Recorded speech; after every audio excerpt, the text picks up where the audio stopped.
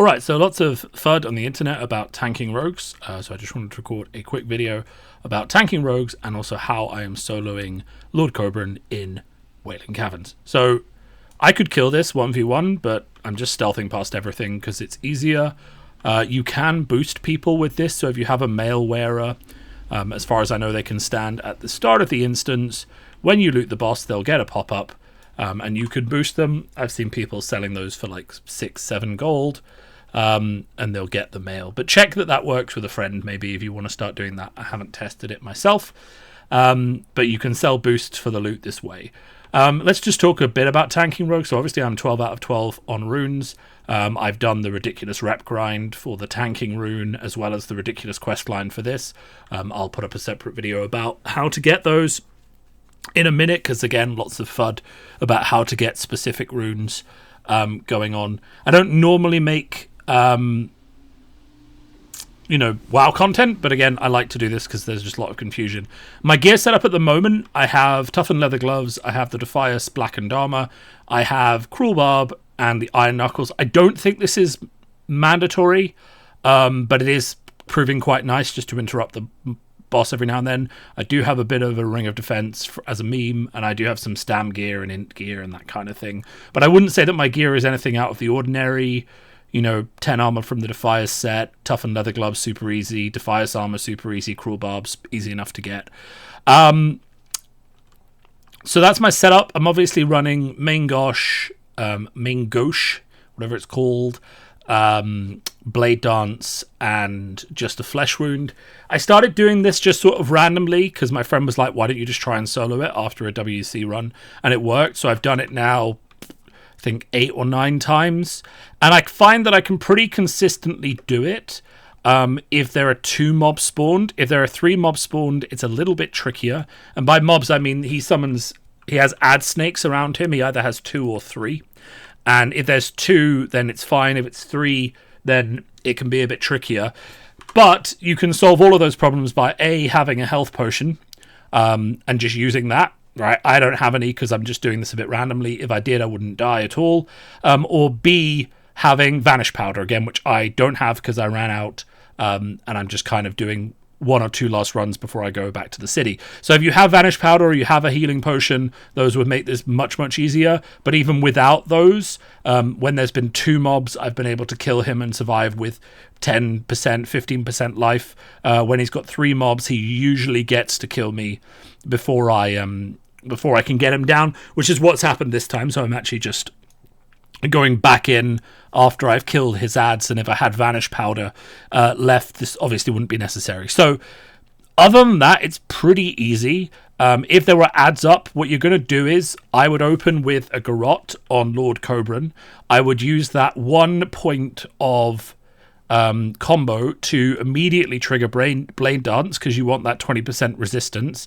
And I'd also be starting the pull with Evasion up, right? So if you're pulling the ads and him together, you want to Garrote him, trigger Blade Dance straight away, and then also trigger and then also trigger Evasion, so that while there are 3 mobs attacking you, you're taking minimum damage, right? He can kill you anyway. You are an evasion tank, so once or twice he has crit me, but aside from that, this has actually been a fairly easy pull. So now that he has no ads, you'll see how easy this is. So if you really wanted to have an easy time of it, you could just kill whatever ads he has, vanish, and then just do it like I'm doing now. Okay? So open with a Garrote into a Blade Dance immediately, kick the lightning, well, I didn't kick the lightning bolt, but I'll kick the next one. And we just go through it like that. I'm not going to be able to kick this one, am I? Okay. Kick this one. As long as I kick a decent number of lightning bolts and I go into this with evasion up, which you can do very easily if you're using vanishing powder, then I won't really have a problem when he shifts into his thing. He even got a healing touch off there, but it's not going to matter because he's not actually hitting me. He's constantly disarmed, and he's constantly just, I'm even building combo points. And then he shifts, and I'll just use evasion here. You can kind of see the damage uptick from his Cobra form is actually quite high. But of course, with combo points and stuff like that, easy to get him down. And of course, he drops the green robe again. That's number 10. So what can you do? So that's really a guide, just a bit more just about how I've set up my rogue. I really think that you want a slow main hand, obviously, because you are just doing Sinister Strike, so you have normal weapon damage. This is your main combo builder. Main Ghost uses offhand weapon damage, which means I would ideally want a slower offhand with higher weapon damage, maybe even another Cruel Barb, but this is the weapon I've got. I don't want a fast weapon in my main hand because that will increase the amount of parries that my the people I'm fighting get, which will increase the amount of damage I take. So ideally I would just have 2 Cruel Barbs, but I haven't had the second one drop yet. So I think that's the ideal setup for tanking rogue, is 2 slow weapons. Aside from that, I've got some armor patches on. I'll probably put them on the rest of my gear. I really am just going for agility and stamina. There's not really an argument for anything else. You know, agility increases your dodge, stamina increases your health. Really, you just want to stack agility, stamina, and armor as a rogue tank. Items that I'm looking for, if we think about things that are going on, I obviously want leggings of the Fang. I'm not really that keen on any of the other Fang gear, unless it has particularly good stats. Like, I need a glowing lizard scale cloak, but actually I don't think you really want that. I think the main thing you want is really just these legs, and then you probably just want stuff from Deadmines. Like, you obviously want Cape of the Brotherhood, you obviously want Black and Defias armor, you obviously want Cruel Barb.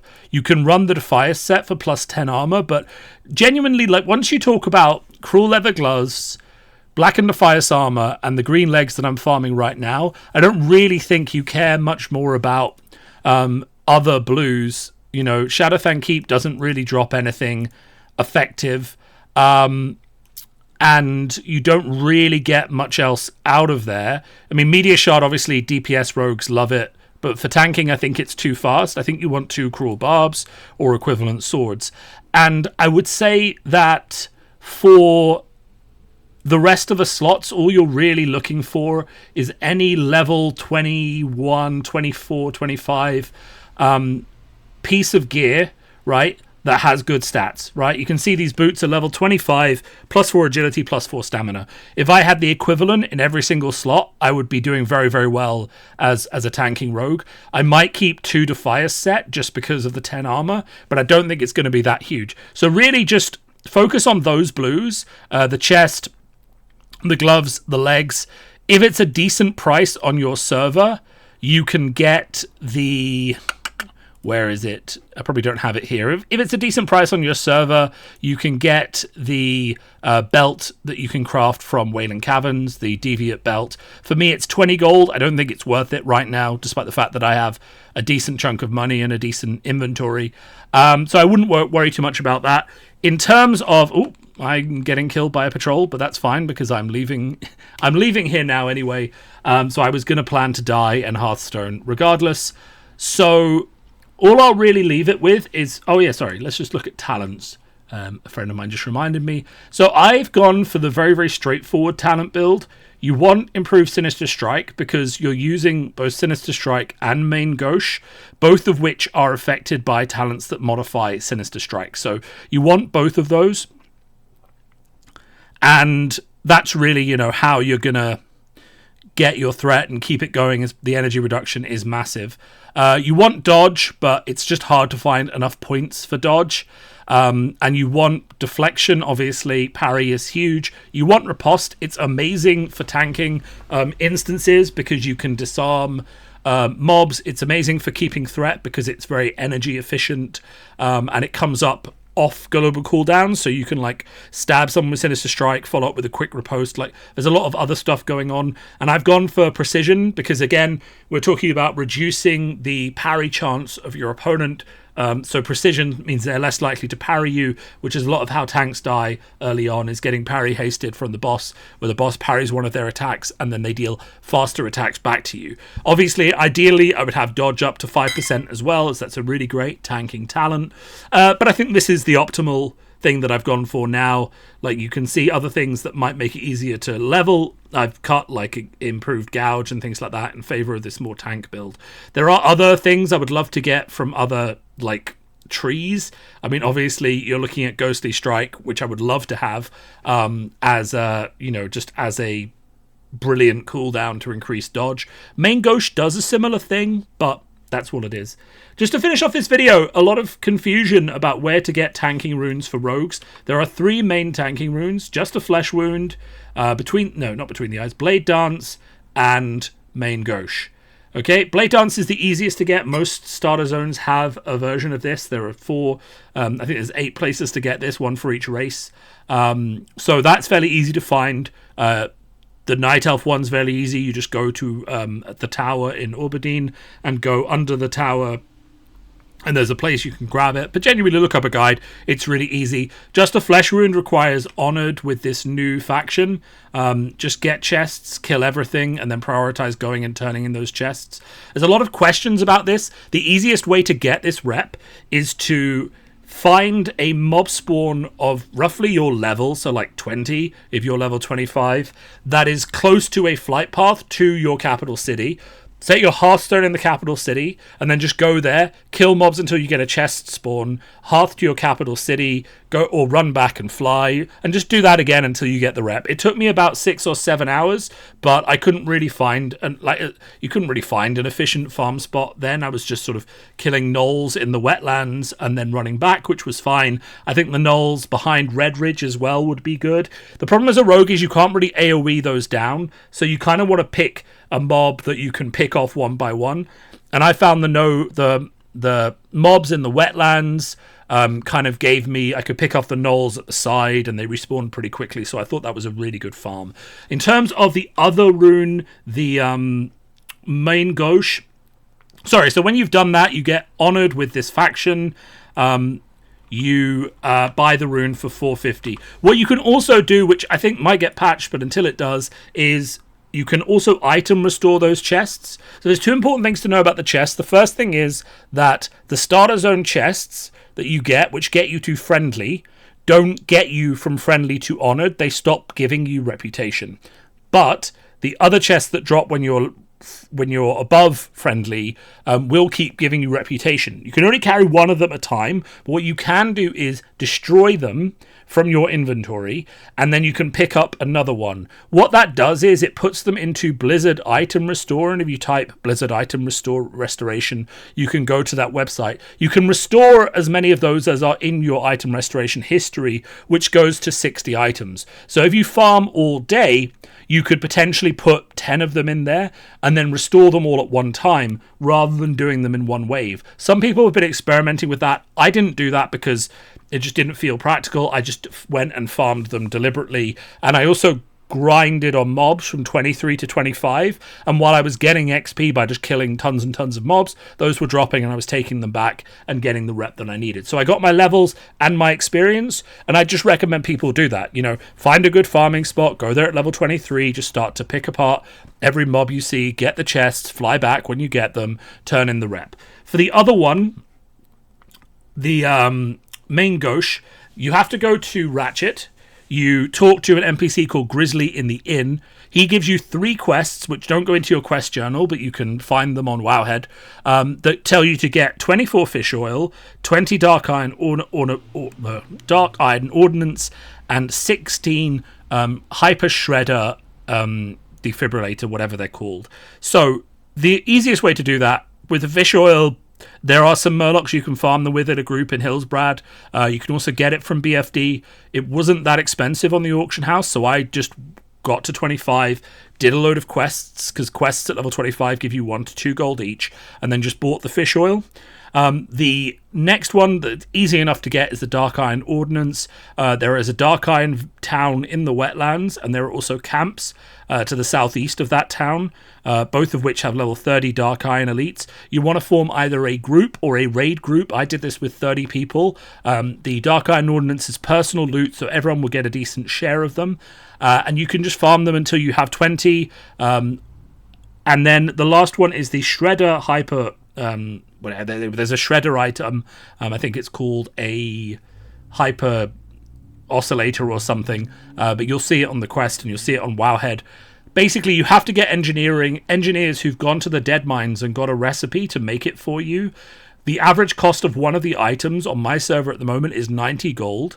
The cost for an engineer to make them from scratch, so all of the bronze bars into the item, was about 40 silver.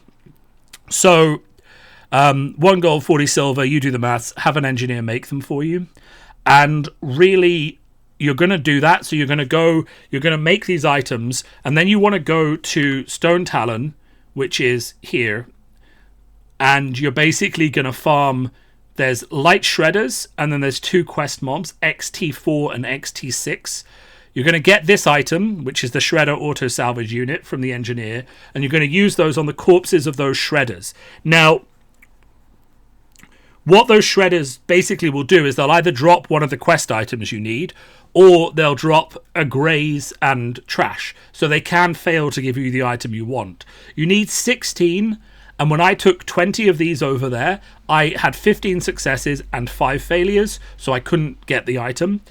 But, so I would recommend taking more. I would say take 22, maybe, rather than just the 16 that you need. Okay, so I would take more than you need. It's a highly contested farm. There's a line of about 3 of them that spawn just like here, along this ridge. I would just stay around there. It's also where the XT4 mob spawns, and really, I would stay around there for a simple reason, which is that Lobby Horde... Well, firstly, there's the 3 light shredders, but there's also the fact that Lobby Horde players do often kill XT4, but they don't have this item. If anyone else kills a shredder but doesn't use this item on it, you can still run over to the cops, and you can still you can still run over to the corpse and you can still use the item on it and get the loot.